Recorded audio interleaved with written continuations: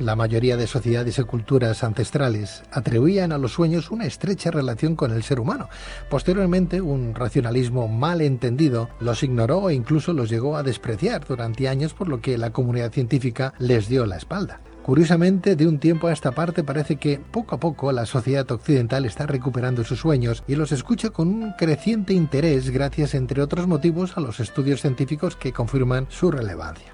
En este contexto, y teniendo en cuenta que una persona pasa de promedio una tercera parte de su vida durmiendo, podemos decir que el sueño es una parte muy importante de nuestra existencia. Asimismo, se puede considerar al sueño como un espejo que refleja algún aspecto de la vida o el inconsciente del individuo, así como una puerta abierta para el autoconocimiento. Cuando soñamos, estamos de alguna manera viviendo una experiencia directa con el más allá.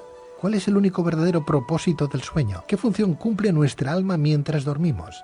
¿Qué tipo de trabajo realiza la religión sufí, por ejemplo, con los sueños? Para responder a estas y otras cuestiones tenemos con nosotros al doctor Isaac Yaulí, doctor en psicología, psicoterapeuta y miembro de la Sociedad Teosófica Española. Doctor, muy buenas noches. Buenas noches, ¿cómo estamos? Pues bienvenido y échanos un cable, una caputa. ¿En qué sentido apuntas que los sueños son la voz de la propia naturaleza en nosotros? Mira, como tú lo sabes y las antiguas incluso tradiciones y las mismas religiones lo registran en sus libros sagrados. Los sueños siempre han sido desde la curiosidad hasta las grandes profecías significativas que en el ser humano se dan en muchos casos. El sueño sigue siendo, y en la actualidad tiene esa gran relevancia como tú lo has mencionado en la introducción, es parte de todo un proceso. Lo podemos ver desde el punto de vista psicológico o desde el punto de vista del desarrollo interior. Desde el punto de vista psicológico, más o menos se han hecho estudios no solamente desde Freud, donde empezó a tener la gran relevancia, pero más con el doctor Carl Gustav Jung y los que han seguido estas líneas, dándole una posición muy importante para la salud psicológica. Este es el que más prevalece en el ambiente, vamos a decir, occidente. La necesidad de que el sueño es un proceso, vamos a decir, de digestión, de digerir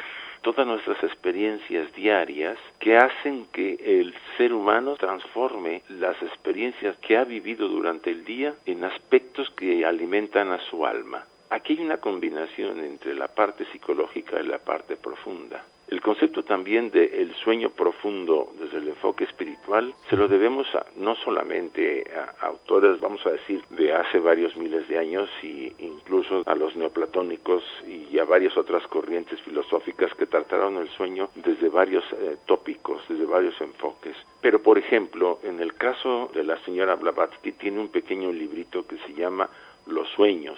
Y habla ella que cuando el ser humano duerme, o sea, cuando la estructura física, energética está descansando, el hombre verdadero que somos nosotros se libera del traje de carne, de arcilla, y vive en su propio mundo. Esta afirmación nos retrotrae a las antiguas tradiciones que hablaban mucho de este elemento. También hay un concepto a través de James Hillman, neo-junguiano, que los sueños son elementos sumamente importantes en una guía para nuestro desarrollo interior, como tú también lo mencionaste. Los enfoques que actualmente se están manejando o se están estudiando y poniendo en práctica, sobre todo a través del trabajo con sueños, tocan diferentes puntos, vamos a decirlo así, no solamente de la estructura de la personalidad, de la estructura psicológica, sino también de la estructura espiritual. ¿El verdadero propósito del sueño, entonces, doctor Yaulí, cuál es? Si quisiéramos verlo de una manera imparcial, para empezar todos soñamos, todos, sin excepción, aunque una gran parte de la población no lo recuerde, eso es muy importante. Necesita la psique humana el sueño para mantener esa salud y ese equilibrio interior. Ese sería el formato más conocido, el más material, pero el sueño no solamente cumple ese objetivo, también nos muestra cómo estamos amueblados por dentro. O sea, nos puede permitir el autoconocimiento, que eso ya entra mucho en el campo de la terapia. Si tomamos estos dos elementos sin descartar el espiritual, podemos decir que es un proceso de salud psicológica y que también permite el autoconocimiento del ser humano. En esos dos elementos se basan actualmente las columnas en la investigación que se hace y el trabajo que se hace con los sueños. ¿Y nuestra alma, Isaac, qué función cumple, por ejemplo, mientras dormimos? De acuerdo a la visión incluso sufí que tú mencionaste, para los sufís el sueño es una guía al desarrollo espiritual. Y también en el trabajo psicológico, ellos también manejan las dos líneas, porque es importante reconocer y que nuestros radioescuchas se den cuenta, no puede haber un desarrollo espiritual si antes no hay una salud psicológica. Muchos estudiantes y buscadores asumen que por estar buscando lo espiritual, la parte de la salud de la personalidad, pues puede pasar a segundo plano, no tiene importancia. Que eso el doctor Ken Wilber lo menciona cuando se descuida el aspecto de la sombra, o sea, los aspectos oscuros de la naturaleza humana, que también los sufís los tratan. ¿Qué quiere decir esto? Que si no tenemos un equilibrio en nuestra personalidad, o sea, el equilibrio psicológico, la búsqueda espiritual puede encallar y a veces con graves consecuencias para el buscador, como problemas psíquicos, esquizofrenia, psicóticos en general. En ese sentido, debemos recalcar, el alma tiene la función de mantener la salud de la personalidad. Todo lo que hacemos, todo lo que sentimos, todo lo que pensamos, Pedro, es un alimento para ella. Ella necesita las experiencias que la personalidad tiene. Y en la noche, durante el sueño, las asimila, como si las digiriera. Y hacemos alma cada día. Y además estamos un poco en el más allá, porque cada día repetimos el proceso que algún día repetiremos cuando nos vayamos al otro plano. O sea, cada noche morimos un poco. O sea, entonces entiendo, Isaac, que estas imágenes que aparecen en estos sueños que nos visitan son necesarias para hacer alma. Sí, y lo más importante es que si cualquier persona deseara ver cómo va a ser, cómo va a morir, si muriera de una manera sosegada y por la edad o por la enfermedad de esas que lentamente nos vamos yendo, que observe cómo se duerme, cómo se va a la cama, cómo se duerme y cómo poco a poco su conciencia se va perdiendo para despertar dentro de un sueño. Es un proceso similar, tanto que en alguna ocasión cuando ya tratamos este tema, los griegos habían considerado que Oníricus, el dios de los sueños, es hermano gemelo de Tánatos, el dios de la muerte. O sea, los sueños y la muerte están muy ligados. Los primeros manuales sufíes contienen apartados sobre los sueños que ofrecen una diferenciación entre los sueños verdaderos y falsos, siendo estos últimos aquellos que no tienen valor psicológico o espiritual. Los sueños verdaderos, como también apuntaría Petron Blavatsky, ¿verdad?, son los que ofrecen una guía. El sufí, por ejemplo, del siglo XII, Nahamdin Kubra, acentuó la importancia de los sueños y de su interpretación, incluyendo en las reglas del camino, además del silencio constante, retiro constante y recuerdo de Dios constante, y la dirección constante de un sheikh o guía que explica el significado de los sueños. Es más, si me lo permites, en la tradición Sufí Naqshbandí, que aquí hemos entrevistado también a su representante en Barcelona, el trabajo con los sueños ha sido siempre importante. El fundador de la orden era un renombrado intérprete de sueños y al parecer no tomaba a nadie como discípulo hasta que tuviera un sueño que lo confirmara. Entiendo yo que los sueños, cada uno de ellos nos está diciendo algo que tenemos que modificar o que tenemos que cambiar, Isaac, pero ¿qué pasa cuando un sueño se repite o cuando un sueño lo dejamos aparcado y al día siguiente lo retomamos donde lo habíamos dejado? ¿Son cosas diferentes? ¿Hablamos del mismo sueño? ¿Es algo que el inconsciente nos está diciendo? Imagínate que dentro de nosotros hay un hacedor de sueños, si podemos llamarlo así. En términos generales, cuando nosotros trabajamos con los sueños, en los grupos de sueños, partimos de que los sueños vienen del alma y le pedimos a ella que nos pueda permitir entender sus mensajes. Pero digamos que hay un hacedor, una especie de director de la escena que nos va a poner cada noche. Además hay varias escenas porque en teoría, bueno, más que en teoría, la investigación ha mostrado que soñamos de 3 a 4, creo que a veces 5 veces durante la noche. Y está muy ligado a los temas del sueño REM, a las profundidades que alcanzamos en diferentes fases de nuestro sueño cada noche. Sí, hay sueños muy profundos que quizá la mayoría no recordamos por ser los primeros y a mayor profundidad de la psique, y poco a poco, por eso de la madrugada, cuando ya estamos un poco más conscientes entre ese estado de sueño y despertar, son los últimos que la mayoría recuerda, los que recuerdan los sueños. Algunos de ellos nos van a hablar de esos diferentes niveles. Puede haber un nivel, vamos a decir, de energía líbido, o sea, de las emociones, de las pasiones,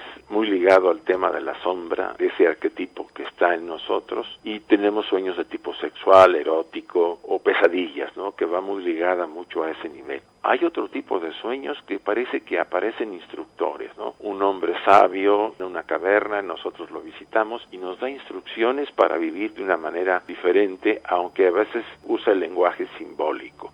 Normalmente el sueño es en general simbólico. Cada parte del sueño, si lo vemos como lo ve la Gestalt, tiene un que decirnos algo, ¿no? Las paredes, las plantas, los pájaros, las personas, las sillas, las mesas, todo lo que aparece en el sueño habla de nosotros. En la obra de Los sueños, de el seguidor de Sri Krishna Prem, Madhava Ashish, un pequeño libro muy bueno sobre el tema de los sueños, él dice al lector que el sueño le va a dar la pauta para una vida más equilibrada, pero que siempre al principio, sobre todo en las primeras etapas del desarrollo espiritual, lo debe referirse a sí mismo.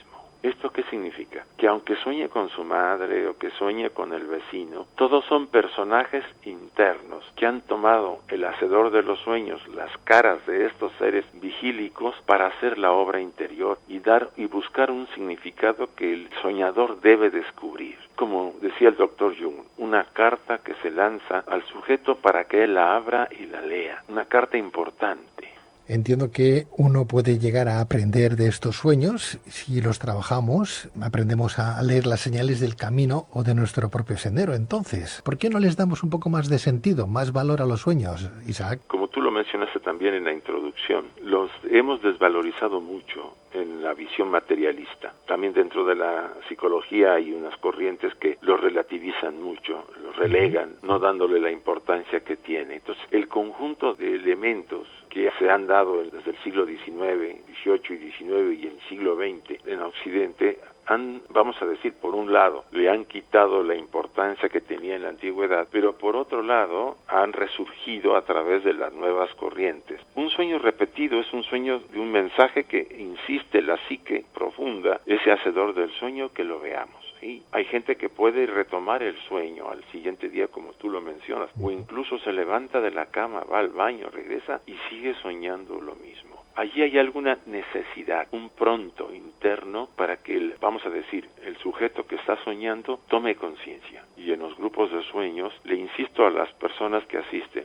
si no sabes entender qué significa el sueño, anótalo y cada día repásalo, reflexiónalo, trata de descubrir, vamos a decir, a base de estar pensando en él, recordándolo, ya le estás sacando ese jugo de significado al sueño y te va a servir mucho. E insisto, hay sueños superficiales, si tú cenas mucho y te vas a la cama, puedes tener sueños por exceso de comida o de bebida, es lo que llaman los sufís, los sueños sin sentido, sin ningún valor. Pero hay otros de suma importancia que tienen que ver con el nivel psicológico y mucho más los que llaman los grandes sueños, que son los que nos dicen nuestro camino, nuestro destino, dónde tenemos que poner más atención. Es tan claro para el soñante que si lo descuida puede llegar a tener, vamos a decir, una oportunidad perdida. Incluso el sueño profético, que tú sabes que también se da. O sea, hay personas que sueñan, y yo tuve una paciente, cada vez que soñaba con ciertos símbolos, alguien moría, algún conocido cercano a ella. Y ya tenía miedo a veces de soñar con eso. Pero es inevitable, hay quien tiene esa sensibilidad de poder prever. O sea, los sueños tienen ese poder de demostrarnos no solamente quiénes somos, demostrarnos a dónde vamos, sino qué podemos hacer para corregir nuestras vidas y hacerlas más armónicas con los designios del alma. Bueno, pues sí, lo que queremos es conocer un poquito más qué es lo que vienen a reflejar, a presentarnos estos sueños que tenemos todos los días, porque todos los días, aunque no lo sepamos y no tengamos constancia de ello, soñamos. Cada día tenemos incluso alguna que otra pesadilla, estamos en esos estados alterados de conciencia, pero no somos conscientes, ¿verdad?, en ese estado REM, ¿verdad, Isaac? Creo que podría ser importante hablar a lo mejor en un momento determinado con el doctor Isaac Joly y plantearle algún que otro sueño que sea repetitivo y que nos esté causando un trastorno, porque seguro que detrás de esa sombra hay algo ahí que puede esconder que el día de mañana seamos más o menos felices, o sea que tenemos que atajar de forma rápida y no secuencial ese pequeño problema onírico. Aprovechando ahorita que me hablaste de la sombra, cuando tengan una pesadilla, normalmente la pesadilla tiene como la característica el miedo. Eso es uno de los grandes poderes de la sombra. La sombra aparece con el mismo género del soñante. Si es hombre, aparece como hombre, o si es mujer, como mujer. Y casi siempre es un hombre misterioso o una mujer misteriosa que sentimos que es malvada o malvado o que trata de hacernos algo. Después de que haya tenido la persona este sueño, esta pesadilla, al día siguiente, además de anotarlo, que trate de dialogar, que se siente, cierre sus ojos y que recuerde el sueño nuevamente. Y en el momento en que tiene a ese ser que le está amenazando, en lugar de salir corriendo o tratando de despertar, que se dirija a él y le diga, ¿qué deseas de mí? ¿Por qué estás en mi sueño? ¿Qué debo hacer? Reconozco que te he estado negando siempre, te he reprimido. O sea, establecer un diálogo con esa parte. Jamás vamos a vencer los miedos si huimos o escapamos o despertamos. Enfrentar al tema de la sombra es un tema tan delicado y tan importante para todo buscador serio de desarrollo interior. Nadie, sin excepción, sea desde el enfoque psicológico o desde el enfoque espiritual, podrá crecer si antes no se puso en paz con esa parte de él o de ella. Para poder subir al cielo, primero tenemos que bajar a nuestro infierno. Isaac Joly, gracias por estar esta noche y te llamaremos allí donde estés para seguir hablando del particular. Gracias y hasta siempre, Isaac. Hasta siempre, Pedro. Que vaya bien todo para ti.